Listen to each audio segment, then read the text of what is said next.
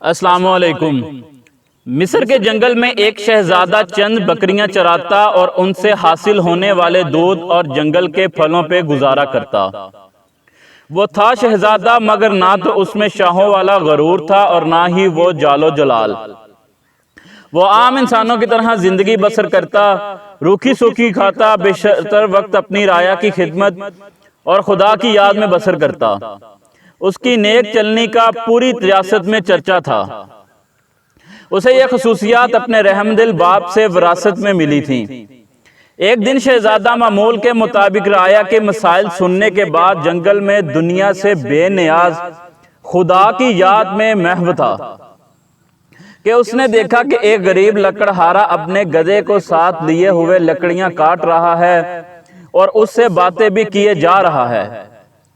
حالانکہ اسے معلوم تھا کہ نہ تو گدھا اس کی بات سن رہا ہے نہ ہی سمجھ رہا ہے، اور پھر وہ زور و قطار رونے لگا۔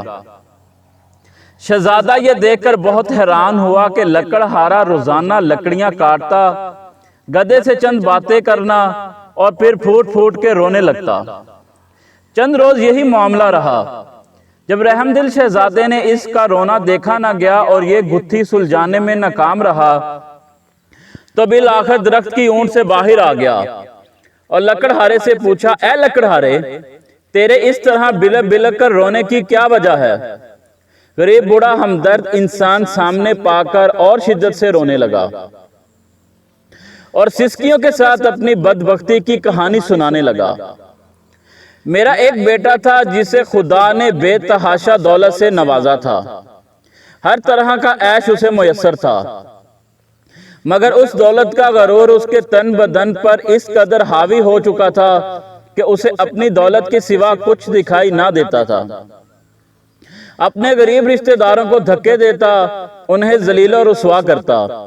پھر اس کی بربادی کا دن آ گیا اور میری دور کی ایک رشتہ دار دوسری ریاست سے میرے گھر سوالی بن کر آئی، یہ سوچ کر کے مشکل میں اپنے ہی کام آتے ہیں۔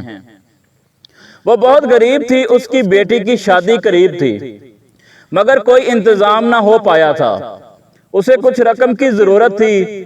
وہ اللہ کی نیک بندی تھی، بیشتر وقت عبادت میں گزارتی تھی، مگر بیٹا دولت کے نشے میں اندھا ہو چکا تھا۔ اس عورت کو دھکے مار کر گھر سے نکال دیا۔ یہی وہ وقت تھا جب ہماری بربادی شروع ہوئی۔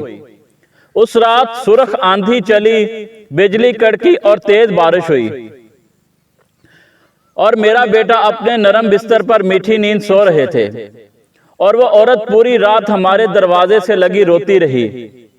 شدید طوفان اور رات کے گھنے اندھیرے میں دوسری ریاست واپس جانا اس کے لیے ممکن نہ تھا، اور وہ ضعیف عورت پوری رات اس طوفان کا مقابلہ کرتی رہی اور میرے بیٹے کو رحم نہ آیا۔ صبح جب میری آنکھ کھلی تو مجھ پہ قیامت ٹوٹ پڑی۔ میرا بیٹا گدھے کی صورت اختیار کر چکا تھا۔ گھر کا سارا سامان آسمانی بجلی گرنے سے جل کر خاک ہو چکا تھا۔ سب کچھ برباد ہو گیا تھا۔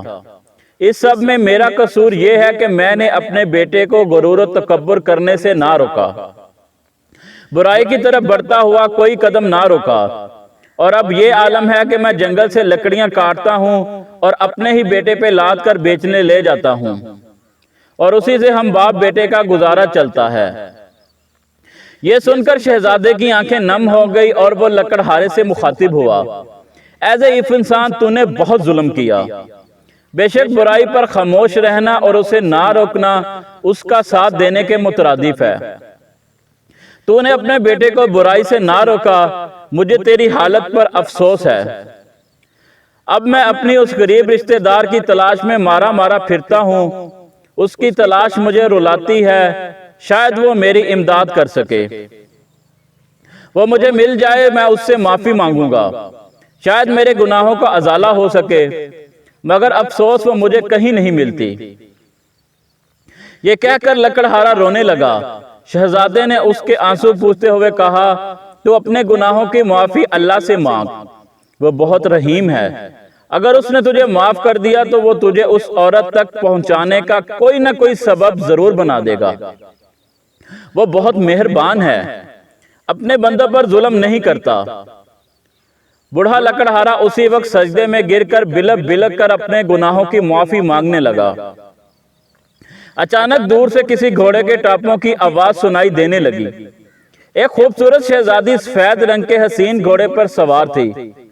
قریب آ کر شہزادے سے مخاطب ہوئی، اے شہزادے، آخر یہ کیا ماجرا ہے؟ شہزادے نے بوڑھے کی رام کہانی شہزادی کو سنا دی۔ شہزادے کی آنکھوں میں آنسو جاری ہو گئے اور وہ گھوڑے سے اتری اور لکڑہارے سے کہنے لگی، میں وہی لڑکی ہوں جس کی ماں تیرے در پر سوالی بن کر آتی تھی، مگر اے بدبخت، تیرے مغرور بیٹے نے اس نیک عورت کی زندگی ہی چھین لی۔ ساری رات تیرے دروازے پر تیز بارش میں طوفان کا مقابلہ کرتی رہی کہ شاید تجھے رحم آ جائے۔ بالآخر تیز بارش کی ٹھنڈی بوندوں کے وہ بڑی جان برداشت نہ کر سکی اور دنیا سے چلی گئی۔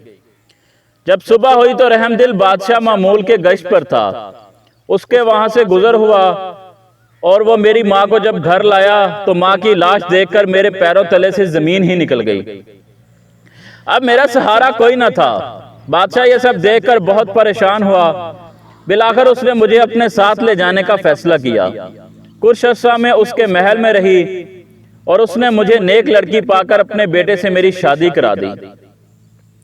شاید یہ میری ماں کی دعاؤں کا نتیجہ تھا، جس نے میری خاطر اپنی جان قربان کر دی، اور اس رب نے مجھے غریب کو فرش سے اٹھا کر عرش پر بٹھا دیا اور اس نیک شہزادے سے میری شادی کرا دی جو اس وقت تیرے سامنے کھڑا ہے، اور تجھے تیرے مغرور بیٹے کے کرموں نے عرش سے فرش پر گرا دیا۔ خدا کی قدرت دیکھ کر لکڑہارا شرمندگی سے زمین میں گڑتا جا رہا تھا اور رو رو کر شہزادی سے معافی مانگ لی۔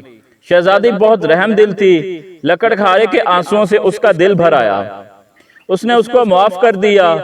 خدا کی قدرت، لڑکا اسی لمحے اپنے اصل روپ میں واپس آ گیا اور خدا کے حضور سجدے میں گر گیا اور شہزادی سے بھی معافی مانگنے لگا۔